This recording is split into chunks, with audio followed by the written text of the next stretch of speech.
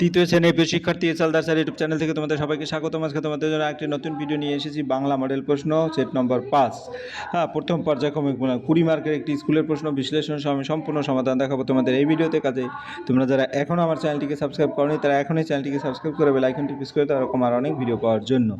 তো আমরা প্রথমে প্রশ্নটি দেখিনি। এই প্রশ্নটি হচ্ছে কৃষ্ণনগর কলেজিয়েট স্কুল। একটু বড় করেই দেখি, কৃষ্ণনগর কলেজিয়েট স্কুল। আর এই প্রশ্নটি আবার আসছে ইগ্রো স্বর্ণময়ী প্রাথমিক বিদ্যালয়, অর্থাৎ দুটো স্কুলে এই প্রশ্ন আসছে। তো শব্দজুড়ি থেকে শব্দ নিয়ে শূন্যস্থান পূর্ণ করো, এটা 1 নম্বরের প্রশ্ন।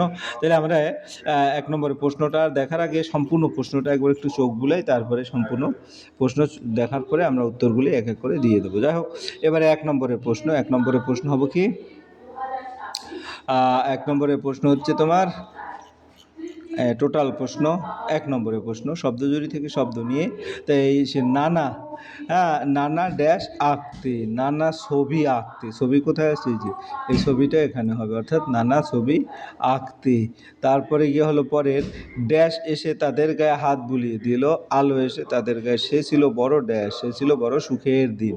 হ্যাঁ, তাহলে আমাদের নানা ছবি আঁকতে, অর্থাৎ আমি যদি এখানে তোমার সরাসরি বুঝিয়ে দিই তাহলে এটা ছবি হবে, ড্যাশ এসে আলো এসে এখানে আলো হবে। তারপরে সে ছিল বড় ড্যাশ, সে ছিল বড় সুখের দিন। এই 3টা হয়ে গেল। অঘ্রাণ মাস হেমন্ত, অর্থাৎ এই যে 1 নম্বর যেটা, এই এটার এমসিকিউতে হেমন্ত আসবে। চাষির ছেলে বউ ছিল খুব বুদ্ধিমতী, অর্থাৎ এখানে বুদ্ধিমতী। তারপরে কি হলো, এত সব ড্যাশ তবু মন ভরে যায় না। ঠিক আছে, এত সব মন আঁকি তবু মন ভরে যায় না, এখানে আঁকি হবে আমরা। তারপর দেখি অঘ্রাণ মাস হেমন্ত, চাষির ছেলে বউ ছিল বুদ্ধিমতী, এত সব ড্যাশ আঁকি তবু মন ভরে যায় না। তাহলে 1 নম্বরের প্রশ্ন হয়ে গেল। এবার 2 নম্বরে, না লো আসো, অর্থাৎ এখানে আমরা যদি বলি প্রথমের উত্তরটা হবে হলো কি আলোচনা। অক্ষরগুলো সাজালে এরকম আসে। ঠিক আছে, তারপর ডাক্তারবাবু, তারপর হচ্ছে নামখানা। হ্যাঁ, নামখানা। এরপরে আমরা চলে যাবো পরের প্রশ্ন। পরের প্রশ্ন হচ্ছে 3 নম্বরের প্রশ্ন।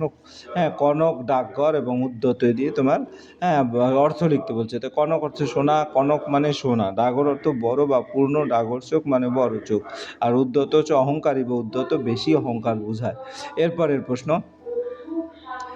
প্রশ্ন হচ্ছে বিপরীত শব্দ। বিপরীত শব্দ সম্মান, ঠান্ডা এবং সংস্কৃত। তো এখানে সম্মান হবে কি অপমান, ঠান্ডা গরম, সংস্কৃত অসংস্কৃত বা বর্বরতা, আরাম হচ্ছে কষ্ট। এরপরের প্রশ্ন যদি আমরা দেখি বর্ণ বিশ্লেষণ করি, ঈশ্বরচন নেকড়ে পারিশ্রমিক। তো ই স র ব র, অর্থাৎ চ ন দ্র র এরকম, নেকড়ে নে ক রে, তারপরে ন যোগ এ এরকমও লিখতে পারো, এখানে ন যোগ এ নে, আর যোগ ক যোগ ডয় শূন্য র যোগ ই নেকড়ে। ঠিক আছে, যোগে এভাবেও লিখতে পারো তোমরা। যাই হোক, এরপর পারিশ্রমিক প যোগ আ এরকম করে লিখতে পারো, প যোগ আ যোগ র যোগ রস্বই স যোগ র যোগ ম যোগ ই যোগ ক। ঠিক আছে, বর্ণ আলাদা করে দেখানো। এরপরে আমরা চলে যাব পরের প্রশ্ন। বাক্য রচনা করো, সৌন্দর্য, খাতা এবং গুলতি। তাহলে ফুলের সৌন্দর্য সবাইকে মুগ্ধ করে, সৌন্দর্য দিয়ে। আমি নতুন খাতা কিনেছি এবং ছেলেরা গুলতি দিয়ে আম পাড়ে, হয়ে গেল। এরপর দিন নিচের প্রশ্নগুলো উত্তর দাও। 7 নম্বর, আমরা চাষ করি আনন্দে গানটি কার লেখা? আমরা চাষ করি আনন্দে গানটি হচ্ছে তোমার রবীন্দ্রনাথ ঠাকুরের লেখা। এরপরে নিজের হাতে নিজের কাজ কেন দিয়েছি, এখানে প্রশ্ন আছে নিজের হাতে নিজের কাজ। কার নিজের হাতে ব্যাগ বইতে লজ্জা হয়েছিল? আসলে এক বাঙালি ডাক্তারবাবু নিজের হাতের ব্যাগ বইতে সে মনে করতো নিজের ব্যাগ নিজে বহন করা তার জন্য লজ্জার বিষয়, তাই সে অন্যের সাহায্য নিতে চাইতো। এরপর পরের প্রশ্ন কি বলছে, যখন পৃথিবীতে ফুল ছিল না তখন পৃথিবী অবস্থা কেমন ছিল? যখন পৃথিবীতে ফুল ছিল না তখন পৃথিবী ছিল একেবারে নির্জীব ও একঘেয়ে, চারিদিক শুধু বড় বড় ঘাস আর পাতা ভরা গাছ ছিল, কিন্তু কোনো রঙিন ফুল ছিল না। তাই পৃথিবীতে কোনো সৌন্দর্য, রং বা মিষ্টি গন্ধ ছিল না। বাতাস বইতো, আলো আসতো, কিন্তু তার ফুল না পেয়ে যেন দুঃখ করতো। সব মিলে পৃথিবী ছিল নিরানন্দ ও সৌন্দর্যহীন। এরপরের প্রশ্ন হচ্ছে কি, ক স্তম্ভের সঙ্গে খ স্তম্ভ মিল করুন। পাখি, পাপড়ি, বাঁশের বন, ঘোড়া, পাতা নড়ে। তাহলে আমি যদি পাখির সাথে আকাশ, অর্থাৎ এই পাখির সাথে হবে আকাশ, পাখি আকাশ উড়ে।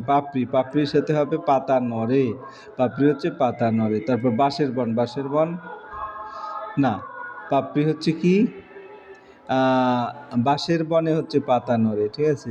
তারপরে ঘোড়া, ঘোড়া হচ্ছে কি, ঘোড়া হচ্ছে জুড়ি গাড়ি। তারপরে তোমার ঘোড়া পাপড়ি হচ্ছে পোশাক, ঘোড়া, তাই তো। এরপরের প্রশ্ন কি বলেছে, আজ ধানের ক্ষেত্রে গানে কাকে ভেঙে লুট করার কথা বলা হয়েছে। আমরা যদি দেখি, হ্যাঁ, আজ ধানের ক্ষেত্রে গান কাকে ভেঙে লুট করার কথা, এই গান প্রাকৃতিক সৌন্দর্য বাইরের জগৎকে ভেঙে লুট করার কথা বলা হয়েছে।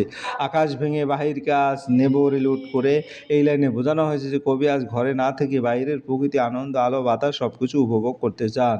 এইখানে লুট করা মানে প্রকৃতির আনন্দে মেতে ওঠা এবং সেই সৌন্দর্যকে উপভোগ করা। পরের প্রশ্ন হচ্ছে কি, গড়িমসি কথার অর্থ কি? গড়িমসি দ্বিধা বা দেরি করা। শিকারির বাড়ি কোথায়? শিকারির বাড়ি জঙ্গলের কাছে ছিল, বনের ধারে, গায়ে থাকতো এক শিকারি। উপেন্দ্রকিশোর রায়চৌধুরীর বড় কন্যার নাম কি ছিল? তার বড় কন্যার নাম ছিল সুখলতা। এরপরের আমার সামগ্রিক প্রশ্নের উত্তর হয়ে গেল। এরপর 10 নম্বর, শব্দযুগলের অর্থ পার্থক্য দেখাও। সোনা, এই সোনা অর্থ হচ্ছে ধাতু, আর এই সোনার অর্থ হচ্ছে শোনা বা হেয়ার মানে শ্রবণ করা। যাই হোক, এই ছিল তোমাদের সামগ্রিক প্রশ্ন উত্তর। আশা করি ভিডিওটি মনোযোগ সহকারে দেখলে ফুললি প্রশ্নের উত্তর ক্লিয়ার বুঝতে পারবে। পরিশেষে বলবো, ভিডিওটি দেখার জন্য অসংখ্য ধন্যবাদ। ভিডিওটি ভালো লাগলে লাইক, কমেন্ট, শেয়ার করতে ভুলবে না। আজ এই পর্যন্তই, ধন্যবাদ সবাইকে।